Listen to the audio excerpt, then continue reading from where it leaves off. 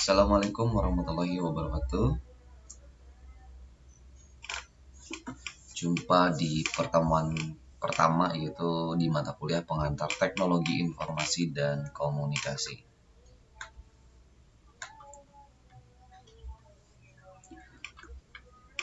Konsep dasar teknologi dan teknologi informasi. Jadi pada pertemuan hari ini kita akan bahas tentang sejarah tentang komputer, kemudian ada pengertian teknologi informasi, dan nantinya yang ketiga yaitu tentang manajemen apa saja yang ada dalam bidang komputer, termasuk kita itu disebutnya apa.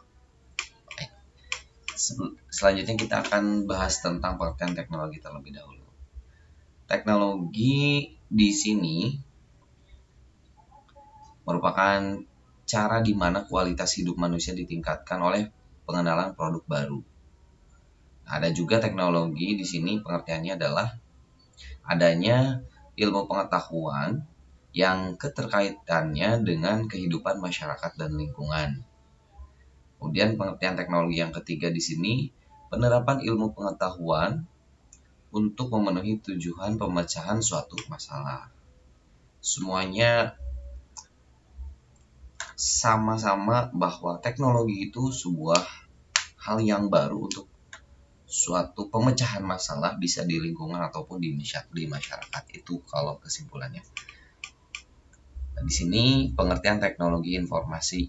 Nah, secara bahasa Inggrisnya information technology ya. Information technology ini diambil dari kata Information Technology Training Package ICA 99.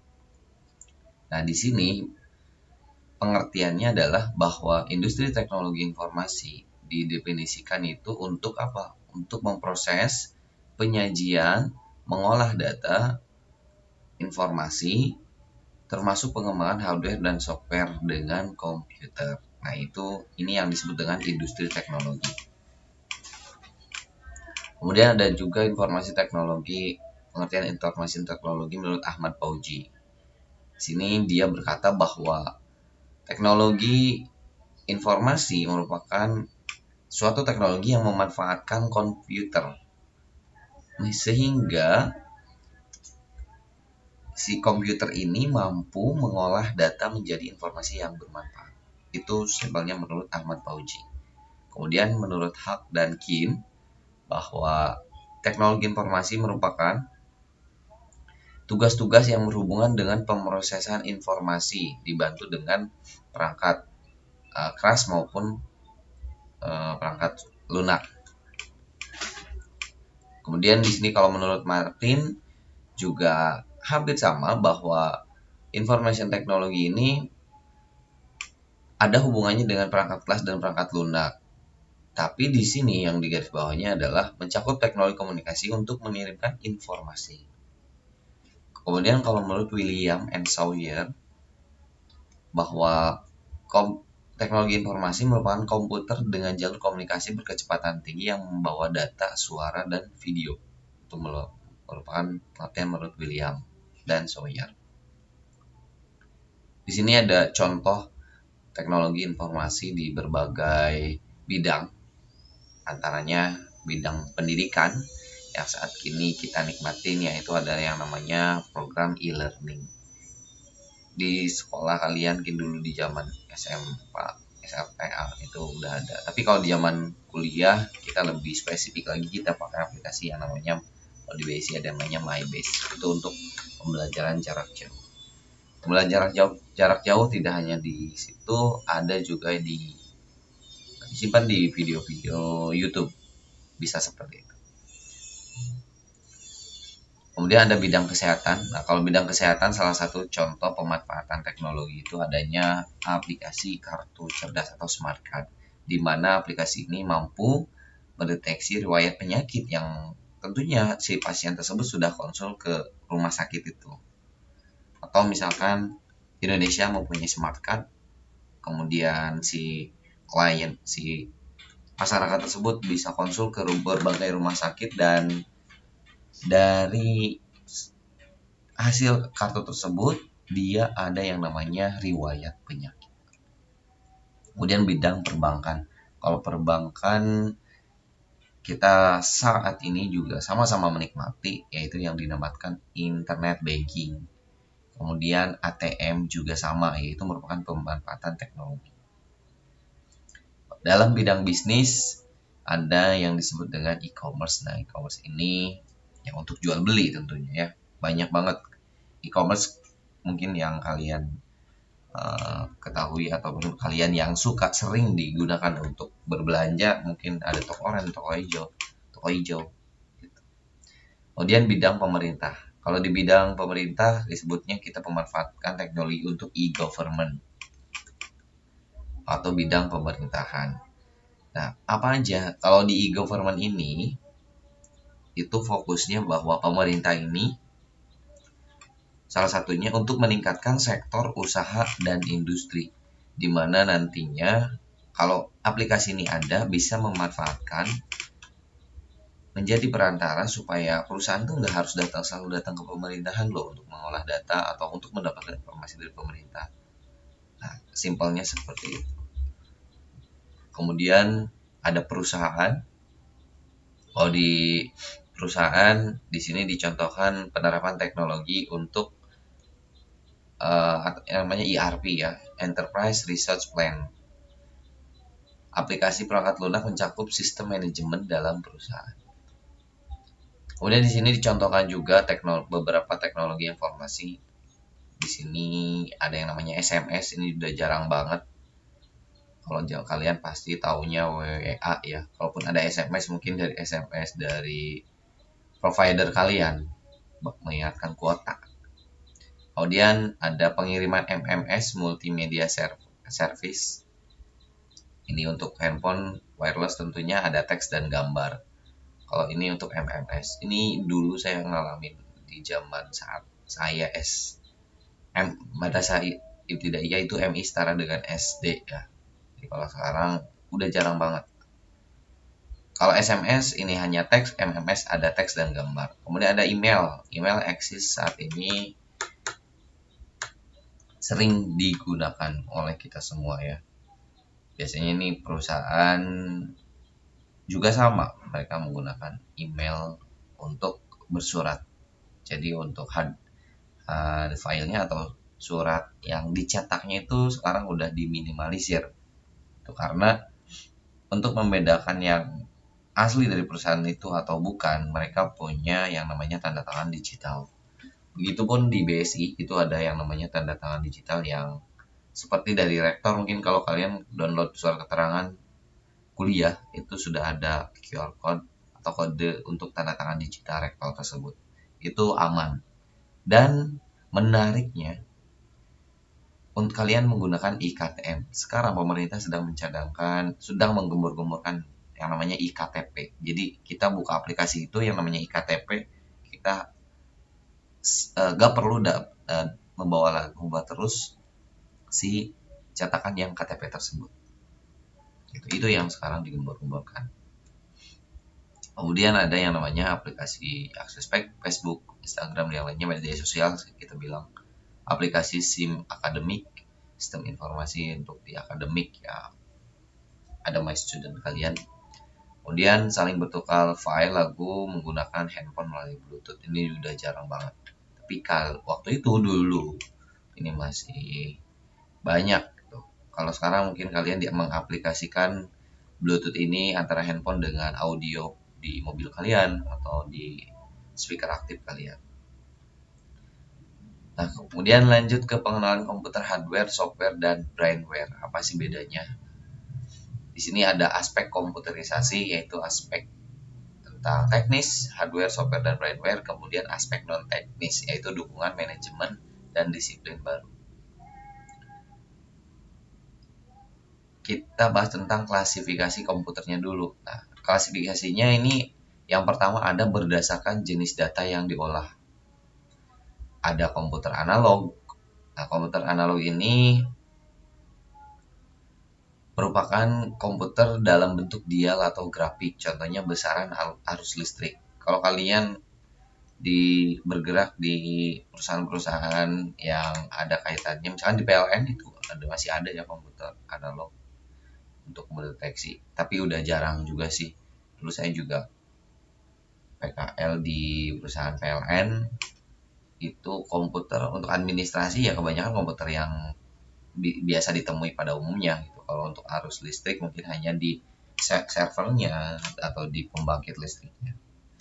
Kemudian komputer digital komputer untuk memproses distrik data, bilangan data yang terputus-putus, mengenali sebagai sinyal distrik tinggi rendahnya atau listrik. Ini bentukannya seperti ini. Kemudian ada komputer hybrid komputer, di mana komputer ini mampu mengkombinasi antara analog dan digital. Sehingga komputer ini mampu menganalisa data kualitatif dan kuantitatif. Makanya ini disebut dengan komputer hybrid. Nah, dulu itu gambarnya seperti ini, gede banget ya. Kemudian klasifikasi komputer yang kedua ini ada berdasarkan bidang masalah atau kegunaan. Ada special purpose computer. Nah, kalau komputer ini diciptakan khusus untuk menyelesaikan satu masalah. Nah, kalau komputer pada umumnya kan kalian bisa desain, kalian bisa program, kemudian bisa mengirim data dan lainnya. Kalau di sini hanya satu masalah saja. Biasanya ini digunakan di perbankan, kemudian pada kilang minyak. Saya pun belum pernah nih mengoperasikan seperti ini. Tapi bentukannya ada yang seperti ini. Kemudian ada general purpose computer. Ini biasanya digunakan untuk pendidikan dan komputer bisnis yang biasa pada umumnya kita temui. Ada berdasarkan kemampuan komputer, ada small scale computer. Kenapa disebut small scale computer ini? Di mana kapasitas memorinya hanya 64 KB sampai dengan 8 MB, kecil banget. Tapi di sini dia mampu menangani puluhan terminal komputer yang terpisah dari pusat komputer. Kemudian ada medium scale computer. Ini kapasitas memorinya juga sangat kecil. Kan ini lagi kita ngebahas zaman dulu ya. Makanya ini memorinya masih terbilang kecil dibandingkan dengan smartphone kalian yang saat ini kalian pegang. Kemudian ada large scale computer. Di sini kapasitas memorinya juga sama, kecepatannya itu menggunakan time sharing. Pengguna komputer dapat mengakses komputer secara serentak dalam waktu bersamaan. Kalau time sharing ini dulu itu bisa digunakan untuk memberikan transfer data, seperti saya ngambil Word saya berada di suatu lab komputer.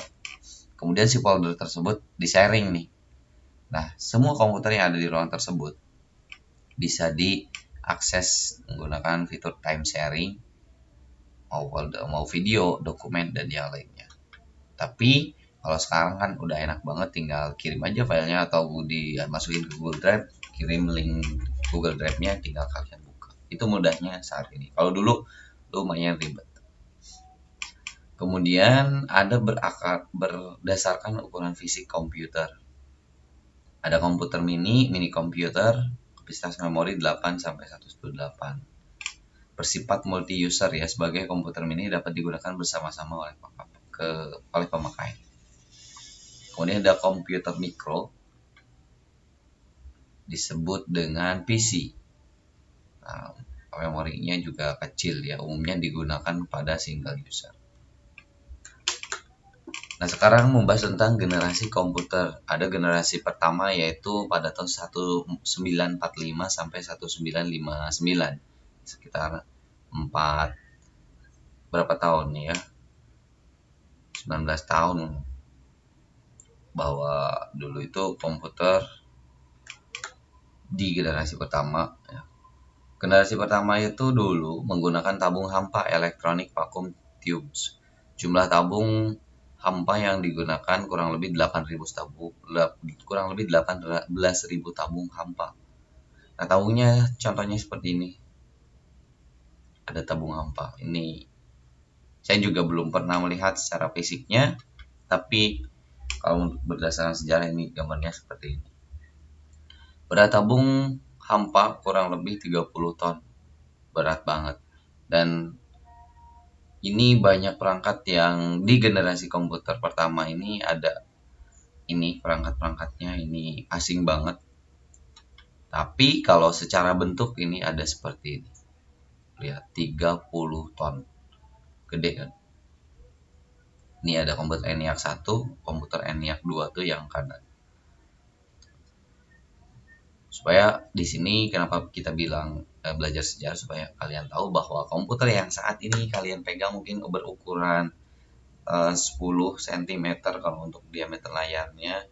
Mungkin itu dulunya komputer ini dibuat dari beberapa alat yang beratnya sampai 30 ton di generasi pertama. Kemudian masuk ke generasi kedua, dimulai dari 1959 sampai 1965, yaitu sekitar 6 tahun. Ciri-cirinya yaitu menggunakan transistor atau disebut solid state device. Penggunaan memori semakin besar, proses lebih cepat, dan online data processing. Di sini mulai menggunakan disk storage. Nah, ini sirkuitnya seperti ini, transistor. Kalau kalian buka di motherboard, kalian bakalan nemuin kayak transistor, tapi di motherboard versi yang jadul ya, transistor seperti ini. Komputer generasi kedua gambarnya seperti ini, masih terbilang gede. Kemudian pabrik komputer memproduksi generasi 2 itu ada seriesnya ya, ada series IBM, ini nomornya IBM, kemudian NCR, RCA model, Unipac 3, Unipac 1107 dan lain-lainnya. Ini pabrikan komputer yang generasi kedua. Lanjut ke generasi ketiga yaitu menggunakan IC Integrated Circuit. IC ini merupakan kumpulan transistor yang dipadatkan komponen elektronika. Ada beberapa IC ya, di sini ada SSI, MSI, LSI, VLSI dan SLSI. Jumlah transistornya di sini. Kemudian bentukannya seperti apa? Bentukannya seperti ini untuk generasi ketiga. Makin kecil ya. Kemudian pabrik komputer di generasi ketiga ini ada apa aja? Nah, ini ada IBM, ICL, Unipac, Unipac 1108, Unipac 9000. Kemudian generasi keempat, sejak tahun 1970, kalian mungkin belum lahir juga. Di sini komputernya sudah menggunakan LSI. Sudah, kalau kalian nemuin di waktu SD mungkin ada yang namanya komputer bertulisan Intel Inside Pentium 4. Nah, itu merupakan komputer di generasi ketiga. Itu ini ya teknologinya. Kemudian mikroprosesornya seperti ini. Nah, untuk di generasi ketiga ini ternyata nggak lama setelah itu muncul generasi keempat. Yaitu generasi keempat ini bentukannya seperti ini. Sudah makin simpel banget. Kalau ini sebagai motherboard, ini CPU, ini monitor. Kemudian di generasi keempat ini juga tidak lama muncul lagi generasi kelima. Generasi kelima dimulai 1995. 1995 barulah ke model seperti ini. Model yang saya temui di zaman SD, kemudian SMP, ini masih model-model yang saya temui. Dulu itu di 95 itu sudah berkembang yang namanya Microsoft Windows OS, kemudian ada Linux dan lain-lainnya. Nah, di sini juga lumayan komputernya juga kalau waktu dulu lumayan cepat karena memproses datanya juga nggak terlalu berat ya mas, memproses angka, teks, kemudian kalau yang sering saya gunakan khususnya. Kemudian generasi ke-6 Kalau generasi keenam itu generasi yang kalau bisa digambarkan itu nantinya seperti ini. Lantas generasi seperti ini seperti apa? Nah, di sini gambarannya adalah generasi ke-6 itu bahwa komputer itu bersifatnya program komputer atau komputer tanpa program. Mungkin membentuk ciri utama generasi komputer yang akan datang.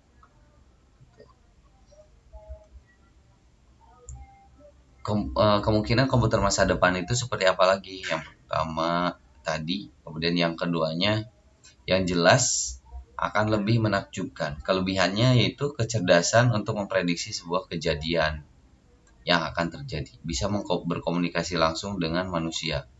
Bentuk semakin kecil. Wow.